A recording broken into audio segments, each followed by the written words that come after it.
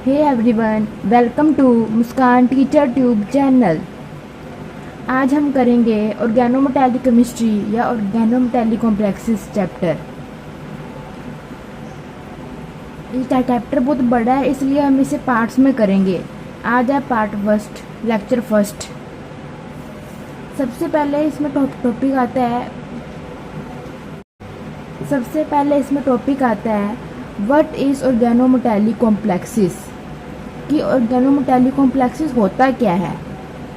Answer: organometallic complexes are those which contain direct bond between metal M and carbon C atom.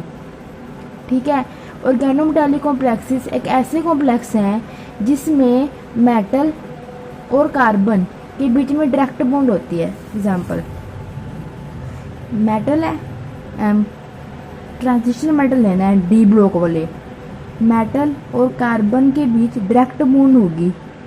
ठीक है, ऐसे नहीं होगा कि मेटल ये कार्बन है, इसके बीच में कोई इंटरमीडिएट हो, कोई इंटरमीडिएट नहीं होगा इसके बीच में। ठीक है, कोई इंटरमीडिएट एक्स वाई कुछ भी इंटरमीडिएट नहीं होगा। ये नहीं है ऑर्गेनोमेटैलिक कॉम्प्लेक्सेस, ये हैं ऑर्गेनोमेटैलिक कॉम्प्लेक्सेस। मेटल कैसे हो? Transition metal, transition metal. Transition metal कौन से होते हैं? डी ब्लॉक वाले। आगे हम करेंगे डी ब्लॉक सीरीज। ठीक है, इसी पार्ट में आगे। ये कार्बन सी तो पता ही है, कार्बन। ठीक है, अब एग्जांपल्स क्या हैं ट्रांजिशन मेटल की, ऑर्गेनोमेटैलिक कॉम्प्लेक्सेस की, जिसमें ट्रांजिशन मेटल आए और जिसमें ट्रांजिशन मेटल और कार्बन के बीच में डायरेक्ट बॉन्ड हो। पहली है ग्रिग्रांड रिएजेंट। इसमें क्या होता है? CH3 अटैच होता है डायरेक्टली Mg से और Mg होता है Br से। इसमें ऐसे होता है C के साथ 3 हाइड्रोजन लगे होते हैं, वो अटैच Mg से और वो अटैच Br से। सेकंड एग्जांपल है N बुटाइल लिथियम। इसमें क्या होता है कि 4 बुटाइल का मतलब क्या होता है कि 4 कार्बन की चेन हो, 1 2 3 4, और N बुटाइल मतलब लास्ट वाले के साथ लिथियम लगा है, लास्ट वाले के साथ लिथियम लगा है। ठीक है, अब इसमें भी ऐसे है कि कार्बन और मेटल के बीच में डायरेक्ट बॉन्ड है, कोई और नहीं है इसके बीच में, कोई मेटल या कोई कंपाउंड कोई एटम कोई और नहीं है कार्बन और लिथियम के बीच में। ठीक है, थर्ड वाली है गिलमैन रिएजेंट।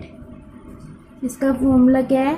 CH3 के साथ कॉपर लगा है, कॉपर के साथ एक और CH3 लगा है, मतलब कॉपर के साथ 2 CH3 लगे हैं और कॉपर अटैच है लिथियम के साथ। ये भी मेटल कॉपर है और वो डायरेक्टली अटैच है CH3, 2 CH3 से अटैच है, ऐसे CH3 से अटैच है और एक ऐसे CH3 से अटैच है। ठीक है, ये डेफिनेशन होगी और ये एग्जांपल्स होगी। एक बार मैं रिपीट कर देती हूँ, फिर आगे इसका क्वेश्चन है वो आप सोल्व करेंगे अपने आप। What is organometallic complexes? Organometallic complexes होते क्या है? Organometallic complexes are those which contain direct bond between metal M and carbon C atom. मतलब मेटल M, मेटल के बीच में और कार्बन के बीच में डायरेक्ट बॉन्ड हो, कोई और बॉन्ड तो कोई और कॉम्प्लेक्स, कोई और एटम, कोई और मॉलिक्यूल इन दोनों के बीच में ना हो। ऐसे कॉम्प्लेक्सेस को बोलते हैं ऑर्गेनोमेटैलिक कॉम्प्लेक्सेस। इसके नेम से क्लियर हो रहा है, ऑर्गेनो मतलब ऑर्गेनिक, ऑर्गेनिक में क्या आता है? Carbon, metallic metal complexes. और मेटल कैसा होना चाहिए? ट्रांजिशन मेटल, मतलब जो एटम डी ब्लॉक के अंदर आते हैं। हम डी ब्लॉक की सीरीज करेंगे। मेटल और कार्बन के बीच में डायरेक्ट बॉन्ड, इसे बोलते हैं ऑर्गेनोमेटैलिक कॉम्प्लेक्सेस। अगर कोई इंटरमीडिएट हो तो उसे ऑर्गेनोमेटैलिक कॉम्प्लेक्सेस कंसीडर नहीं करेंगे। अब इसकी एग्जांपल्स, 3 एग्जांपल्स हैं इसकी, मतलब और भी हो सकती हैं, 3 सफिशेंट है आपके लिए याद करने के लिए। पहली है ग्रिगरांज रिएजेंट। इसमें क्या होता है, CH3 अटैच है Mg से और Mg अटैच होता है Br से। अब इसमें भी कार्बन और मेटल के बीच में डायरेक्ट बॉन्ड है, ठीक है। ये ऑर्गेनोमेटालिक कॉम्प्लेक्स है। ये एक कंडीशन होगी चेक करने के लिए कि अगर कार्बन और मेटल के बीच में बॉन्ड है तो मतलब ये ऑर्गेनोमेटालिक कॉम्प्लेक्स है। सेकंड एग्जांपल क्या है, N बुटाइल लिथियम। बुटाइल मतलब 4 कार्बन अटैच, लास्ट वाला कार्बन अटैच है लिथियम से, क्योंकि यहाँ पे N लगा है तो मतलब लास्ट वाला एटम अटैच है लिथियम से, ठीक है। तो इसमें भी कार्बन और लिथियम के बीच में डायरेक्ट बॉन्ड है, मेटल और कार्बन के बीच में डायरेक्ट बॉन्ड है, तो ये भी कंडीशन फॉलो करता है, मतलब ये भी ऑर्गेनोमेटालिक कॉम्प्लेक्स है। थर्ड है गिलमैन रिएजेंट। थर्ड है गिलमैन रिएजेंट। कॉपर मेटल है, कॉपर अटैच है 2 कार्बन से, तो 2 मिथाइल ग्रुप से, तो ये भी ऑर्गेनोमेटालिक कॉम्प्लेक्स हुआ। अब क्वेश्चन है, इस NaCN इस ऑर्गेनोमेटालिक कॉम्प्लेक्स? अगर आप किसी को पता है तो आप कमेंट सेक्शन में प्लीज़ बताइए, और ये भी बता दीजिए कमेंट सेक्शन में कि आपको कौन सी वीडियो चाहिए, किस टाइप की वीडियो चाहिए, तो अगली बार से मैं वैसे ही वीडियो बनाऊंगी, ठीक है। हम इस क्वेश्चन का आंसर ट्रांजिशन सीरीज करने के बाद बताती हूँ, तब तक आप प्लीज़ बताइए कमेंट सेक्शन में वीडियो पॉज करके। अब हम करेंगे ट्रांजिशन मेटल सीरीज़, इसे कह सकते हैं डी ब्लॉक सीरीज़। हम पता ही है पीरियोडिक टेबल में कैसे होता है कि ऐसे होता है ना कि सबसे पहले आता है ऐसे पीरियोडिक टेबल बनता होता है जनरल में, और नीचे होता है F ब्लॉक, इस साइड होता है S ब्लॉक, इस साइड P ब्लॉक, इस साइड D ब्लॉक, और बीच में होता है F ब्लॉक, मतलब सेपरेट होता है F ब्लॉक, है ना। अब हमने करना है ट्रांजिशन मेटल सीरीज़।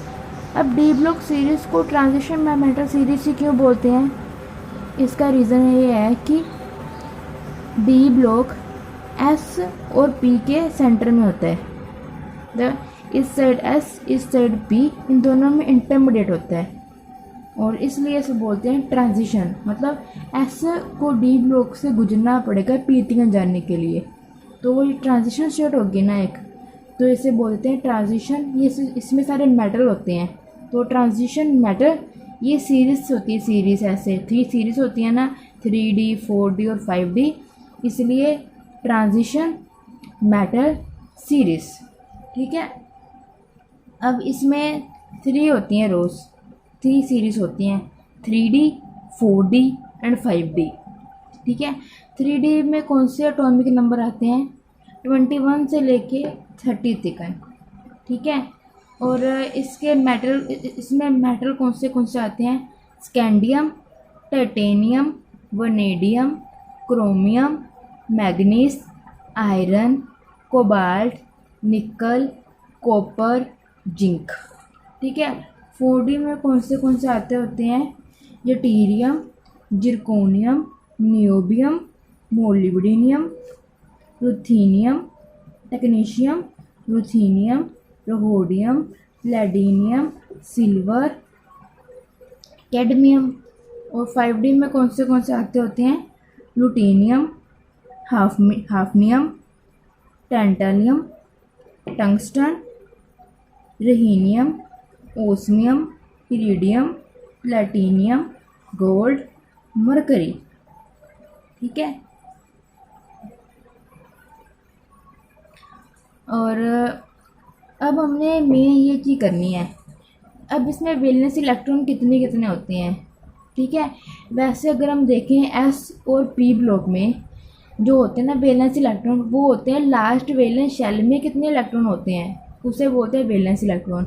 मैंने वैलेंस इलेक्ट्रॉन का कॉन्सेप्ट फर्स्ट वीडियो में एक्सप्लेन किया है, ठीक है। उसका लिंक मैं डिस्क्रिप्शन बॉक्स में सेंड कर दूँगी, आप प्लीज़ वहाँ से जाके समझ लीजिए इसका कॉन्सेप्ट क्या है वैलेंस इलेक्ट्रॉन्स का। अब हम करेंगे डी ब्लॉक के वैलेंस इलेक्ट्रॉन का कॉन्सेप्ट, क्योंकि S और P एंड डी ब्लॉक में, sp और एंड डी ब्लॉक में का वैलेंस इलेक्ट्रॉन का कॉन्सेप्ट डिफरेंट होता है। अब क्या होता है कि डी ब्लॉक में 21 वाले एटॉमिक नंबर वाले मेटल के 3 इलेक्ट्रॉन होते हैं। मतलब ये सारे स्कैंडियम के, यूटेरियम के एंड लुथीनियम के सभी के 3 इलेक्ट्रॉन होते हैं, 3 वैलेंस इलेक्ट्रॉन, पर होने तो 1 चाहिए। अगर इसकी इलेक्ट्रॉनिक कन्फिगरेशन देखें, इसका कॉन्सेप्ट मैं आपको बताती हूँ अभी। तो हम इलेक्ट्रॉनिक कन्फिगरेशन लिखेंगे सबसे पहले स्कैंडियम की, ठीक है। स्कैंडियम की इलेक्ट्रॉनिक कन्फिगरेशन क्या होगी, अगर हम सिंपली लिखें आर्गन 4s2 3d1, ठीक है।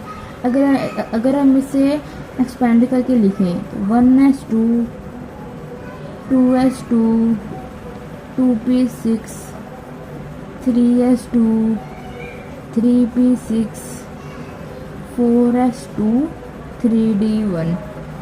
ये तो सभी को आता है ना कॉन्सेप्ट, अगर तो भी बता देती हूँ, मुझे वैसे मुझे पता सभी को आते ही होगा, तो भी जनरल नॉलेज के लिए 1s2 3s2 की 3p6 3d10 4s2 4p6 4d10 4f14। हमें सिर्फ इतना ही चाहिए, 4 की है तो 4 तक नहीं लिखेंगे, ठीक है। पहले ऐसे लाइंस ड्रॉ करते होते हैं, स्लैंट लाइन इस डायरेक्शन में, ठीक है। तो ये ऐसा आगे भी हो जाएंगी स्टैंड, ये 5 का 6 का 7 का 8 का जहाँ तक चलेगा, ठीक है। तो सबसे पहले 1s2 एनर्जी लेवल ऐसे डिस्ट्रीब्यूट होते हैं 1s2 2s2 फिर 2p6 फिर आएगा 3s2 2p6 3s2 आएगा, फिर 3p6 फिर 4s2 फिर 3d10, ठीक है। ऐसे मैंने सीरीज में लिख दिए। अब क्या होगा कि अगर ये तो होगी स्कैंडियम की, अगर हमने एक इलेक्ट्रॉन बाहर निकालना हो, मतलब अगर हमारे पास स्कैंडियम पॉजिटिव हो, ठीक है, फिर अब हमारे पास ये क्वेश्चन है कि इलेक्ट्रॉन अब 3d में से निकलेगा या फिर 4s2 में से निकलेगा। इसका आंसर है कि इलेक्ट्रॉन अब 4s2 में से निकलेगा, 3d1 में से नहीं निकलेगा, ठीक है। तो ऐसे आर्गन 4s में से निकलेगा 4s1 3d1, ठीक है। तो ये इलेक्ट्रॉनिक कन्फिगरेशन करेक्ट है। ऐसे नहीं होगी इलेक्ट्रॉनिक कन्फिगरेशन स्कैंडियम पॉजिटिव की। पहले आर्गन 4s में से नहीं निकाला, 3d में से निकाल दिया, ये करेक्ट नहीं है। ऐसे नहीं होती, ऐसे होती है, ठीक है, ऐसे होती है। तो अगर ऐसे देखें कि मतलब वैलेंस इलेक्ट्रॉन का मतलब क्या होता है, वैलेंस इलेक्ट्रॉन का मतलब होता है कि जब भी हम कोई मेटल निकालें, जब भी हम मेटल में से कोई इलेक्ट्रॉन निकालें या फिर ऐड करें, ऐड नहीं निकालें, बेसिकली निकालें, तो सबसे पहले कौन सी शेल में से निकलेगा इलेक्ट्रॉन, मतलब कौन सी ऐसी लेस शेडेड शेल है, कौन सी ऐसी वैलेंस शेल है जिसमें से सबसे आसानी से इलेक्ट्रॉन निकल सकता है। तो इसमें सबसे जल्दी सबसे पहले निकलेगा 4s में, मतलब 4s के भी इलेक्ट्रॉन वैलेंस इलेक्ट्रॉन में काउंट होंगे, ठीक है। तो ऐसे देखें तो 4s के 2 इलेक्ट्रॉन, 3d का 1 इलेक्ट्रॉन, 2 + 1 3 वैलेंस इलेक्ट्रॉन है स्कैंडियम में। ऐसे स्कैंडियम में 3 वैलेंस इलेक्ट्रॉन आते हैं, ये है कॉन्सेप्ट, ठीक है, मेन। अब ऐसे ही टाइटेनियम, जिरकोनियम, होफनियम, इन तीनों में से 4 इलेक्ट्रॉन होते हैं इसके वैलेंस इलेक्ट्रॉन, क्योंकि इसका भी सिंपल ऐसे देखें तो टाइटेनियम है argon 4s2 3d2, titanium plus में सबसे पहले निकलेंगे 4s के अंदर, ऐसे होगी इसकी electronic configuration, argon 4s1 3d2, ठीक है। मतलब इसमें सबसे पहले 4s में निकल रहे हैं, मतलब 4s के भी इलेक्ट्रॉन वैलेंस इलेक्ट्रॉन में काउंट होंगी, ठीक है। तो टोटल हो गए 2 + 2 4 इलेक्ट्रॉन, ऐसे। मतलब अब टाइटेनियम के 2 वैलेंस इलेक्ट्रॉन नहीं होंगे, 4 होंगे वैलेंस इलेक्ट्रॉन। ऐसे वनेडियम के 5, वनेडियम इन तीनों के 5, क्रोमियम, मोलिब्डेनम, टंगस्टन के 6 ऐसे। मतलब इसको अगर आपने सिंपली याद करना है ना तो ऐसे कर लीजिए, ठीक है। अब जितने हो गए ना 3D1 में, उसमें 2 ऐड कर देने हैं। तो 3D में कितने इलेक्ट्रॉन होंगे ना, उसमें 2 ऐड कर देने हैं, ठीक है। क्योंकि 4s में तो 2 ही रहने हैं। 4s s का s ऑर्बिटल 2 इलेक्ट्रॉन से फुल हो जाता है, ठीक है। डी को तो 10 इलेक्ट्रॉन चाहिए होते हैं ना अपने ऑर्बिट को फिल करने के लिए, क्योंकि इसके अंदर 5 ऑर्बिटल होते हैं, 5 ऑर्बिट होते हैं, 1 2 3 4 5। और एस के अंदर सिर्फ एक ही होता है। एस से 2 इलेक्ट्रॉन विद अपोजिट स्पिन से कंप्लीट हो जाता है, और इसे चाहिए होते हैं 10 इलेक्ट्रॉन्स। ऐसे 10 इलेक्ट्रॉन चाहिए होते हैं अपने शेल को फुल करने के लिए, ठीक है। तो मतलब 21 है, तो मतलब इसके 3D1 आएगा 3 इलेक्ट्रॉन। टाइटेनियम 2 है तो 4 इलेक्ट्रॉन, ऐसे 3 है 5 इलेक्ट्रॉन। इसमें डी में 4 होते हैं, 6 इलेक्ट्रॉन सभी में ऐड कर जाने 2 2 2 2। और ऐसे ही एंड में जिंक के 12, ठीक है ऐसे। अब हमारे पास वो क्वेश्चन की बारी है। अब हमारा क्वेश्चन था पहले वाला, इस NaCN इस ऑर्गेनोमेटेलिक कंपाउंड, क्या NaCN एक ऑर्गेनोमेटेलिक कंपाउंड है या नहीं है? अब इसका आंसर है नहीं है। NaCN organo no, NaCN is not organometallic compound, ठीक है। अभी ये क्यों नहीं है, इसका रीज़न क्या है? रीज़न ये है कि किसी भी कंपाउंड को अगर ऑर्गेनोमेटेलिक होना है तो उसे एक कंडीशन को फॉलो करना पड़ेगा कि उस कंपाउंड के मैटर को अपनी ऑक्सीडेशन स्टेट को चेंज करना पड़ेगा। पर NaCN में Na की oxidation state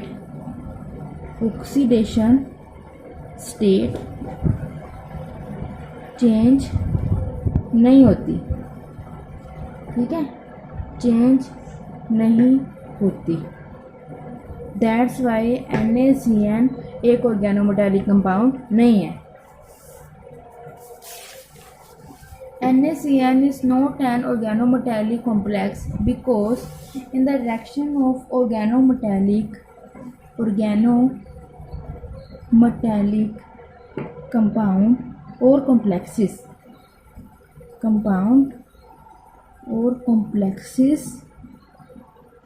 there is one requirement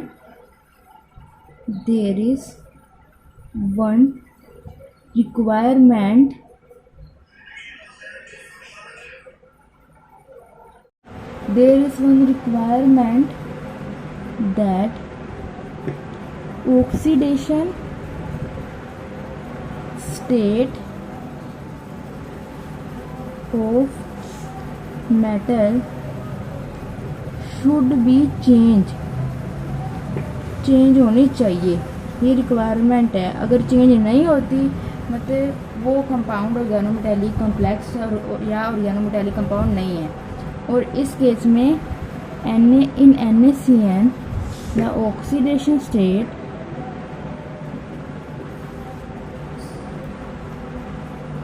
remain same,